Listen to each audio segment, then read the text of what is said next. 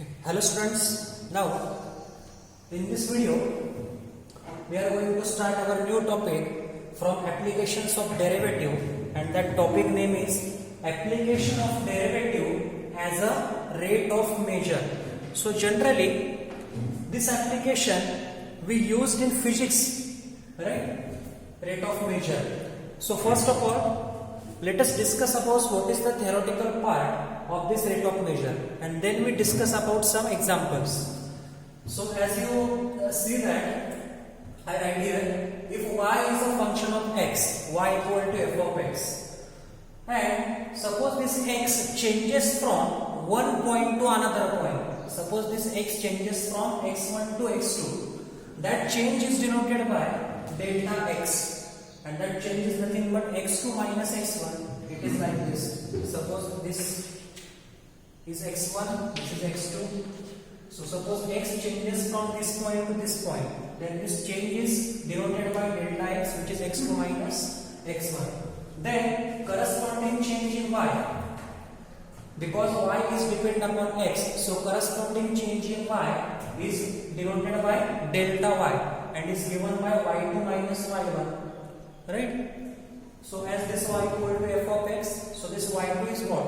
Y2 is the image of x2 under f, and this y1 is the image of x1 under f. So we can write this delta y as f of x2 minus f of x1. So both the meaning is same, delta y, change in y, right? Then this quotient, this division, delta y upon delta x is given by f of x2 minus f of x1 upon x2 minus x1, and this ratio, this division, this quotient is called as average rate of measure of y with respect to x. So this is the general formula to find out average rate of measure of y with respect to x. Now consider, suppose this change, this delta x, this change is very small. Means what? Suppose this particle x2 is approaching, is tends to particle x1, right? Is approaches to x2, x2 is approaching to x1. Then what happened? Then this difference x2 minus x1 is approaches to 0, right? So as this x2 approaches to x1, then delta x approaches to 0, and that means what?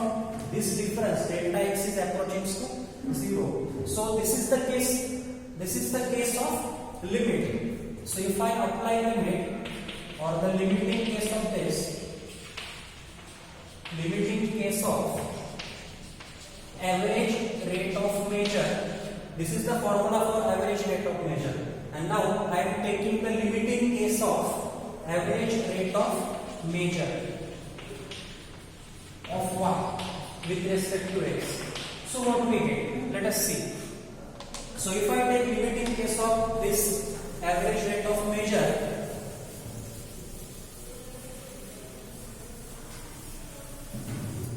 then limit delta x tends to 0, delta y upon delta x, this is nothing but the definition of derivative, is equal to limit x2 approaches to x1. If x2 approaches to x1, the change in f of x2 minus f of x1 upon x2 minus x1 is given by this formula, and this expression is called as instantaneous,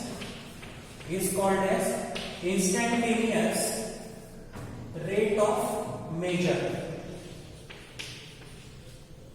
of y with respect to x. So if I take the limiting case of average rate of measure, then I get instantaneous rate of measure of y with respect to x, right? So this instantaneous means what? Very small quantity or very tiny movement like this. So up to this part, we know that this notation dy by dx gives us the derivative, the differentiation of y with respect to x. Then one more interpretation of this dy by dx is what? It is denoted, it is also denotes the slope of a tangent to the curve. Now from this expression, from this one, we get it is nothing but the instantaneous rate of measure of y with respect to x. Right? Now let us solve some examples on number 1.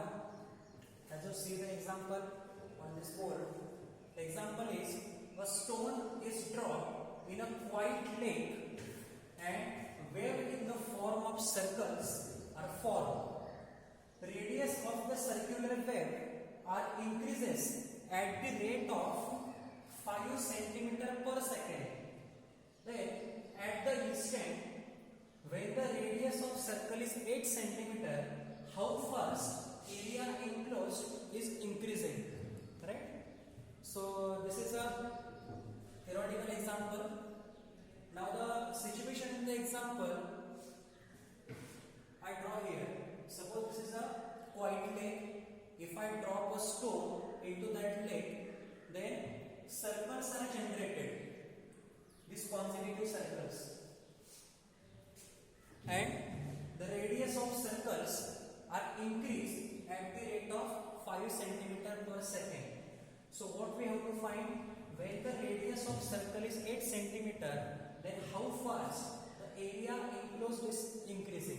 Area enclosed means what? This area enclosed by every circle is increased by how much rate? So let us solve this example.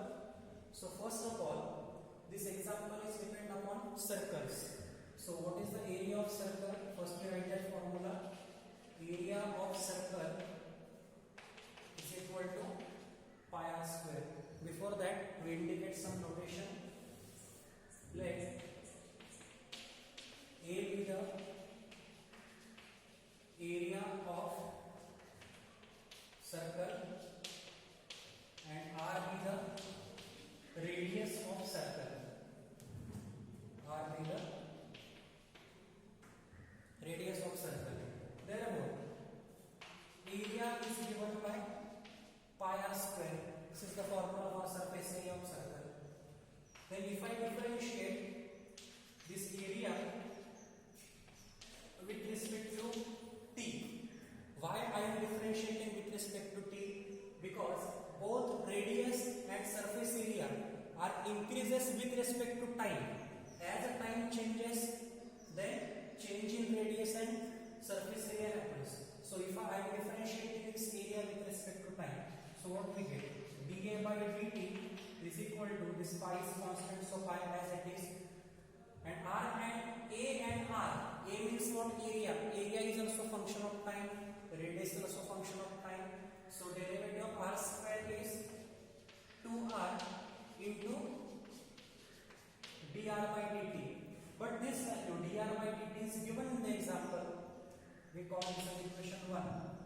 dr by dt means what? This value is what? Change in r upon change in time. Change in radius of with respect to change in time. So if you observe this, it is what? The radius of the circular wave are increases at the rate of 5 cm per second. So this is our rate of change of radius with respect to time. So from the example, dr by dt is equal to 5 cm per second. So by using this value in this equation 1, so therefore equation 1 becomes dA by dt is equal to 2 pi r into 5. So we get dA by dt is equal to 10 pi r. 2 into 5 again, so it is 10 pi r. Now what we have to find?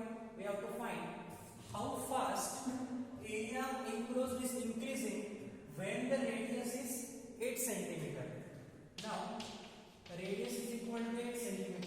It is given. Then how fast this area enclosed is increasing? Then dA by dt is equal to 10 pi into 8. So it is 80 pi centimeter square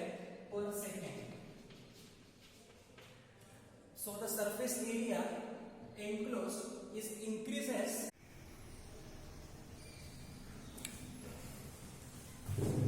So now let us solve the second example. As the example is, the volume of spherical ball is increasing at the rate of 4 pi cubic centimeter per second. Find the rate at which the radius and the surface area changing when volume is 288 pi cubic centimeter. Right? So in this example, the situation is like this. The volume of spherical ball is increasing. This volume of spherical ball is increasing at the rate of 4 pi cubic centimeter per second. So from this we can conclude that this volume and time, this volume is dependent upon time or rate of change of volume with respect to time, like this. So first of all, I assume let R be radius of ball, V be volume of ball, and S be surface area of ball. So let us assume this R be the radius of ball, V be the volume of ball, and S be the surface area of ball of the spherical ball, right? So first, what is given? The volume of spherical ball is increasing at the rate of 4 pi cubic centimeter per second. So what is the formula for volume? Volume of spherical ball is given by 4 by 3 pi r cube by using this formula. So if I differentiate this V with respect to t is a time. Both V and R depend upon time t. So here we get dV by dt, then 4 by 3 constant, pi also constant, then derivative of r cube. As this r is also function of t, as volume increases, then radius also increases. So radius is also again function of t. So we are first differentiating this r cube. It is 3r square into dr by dt.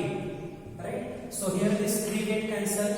So what is remaining? 4 pi r square dr by dt. So this is our dv by dt. Right? But in example, one value is given and that value is volume is increasing at the rate of 4 pi cubic centimeter per second. So from this we can write volume is increasing at the rate of, so it is dv by dt actually, and this rate is 4 pi cubic centimeter per second.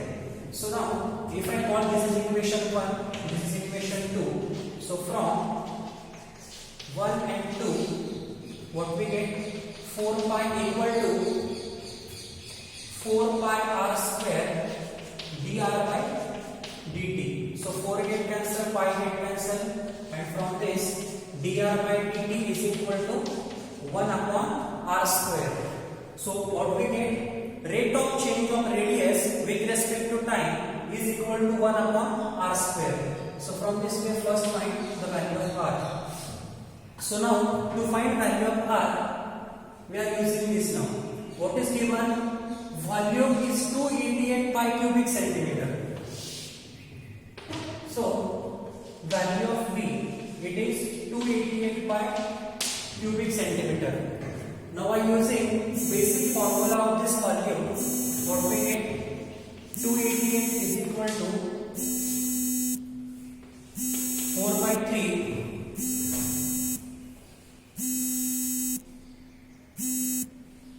288 is equal to 4 by 3 into pi r cube. Sorry, 288 pi here equal to 4 by 3 pi r cube. So here this pi get cancelled. Then 3 into 288 upon 4 equal to r cube. Or from this, r cube is equal to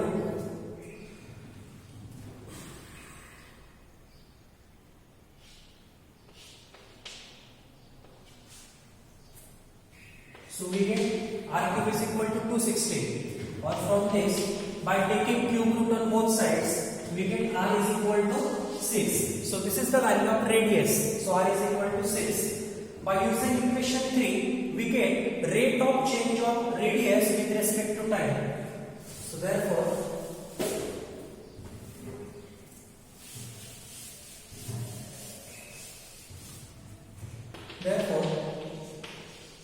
by equation 3, dr by dt is equal to 1 upon 6 square, that is 1 by 36. So therefore, rate of change of radius with respect to time is 1 upon 36 centimeter per second. So this is rate of change of radius with respect to time. Also, what we have to find? We have to find the rate of at least the radius. So this part we have to find here, 1 by 36 centimeter per second. And the second part is the surface area changing. So for this, we must know what is the formula for surface area of a spherical body.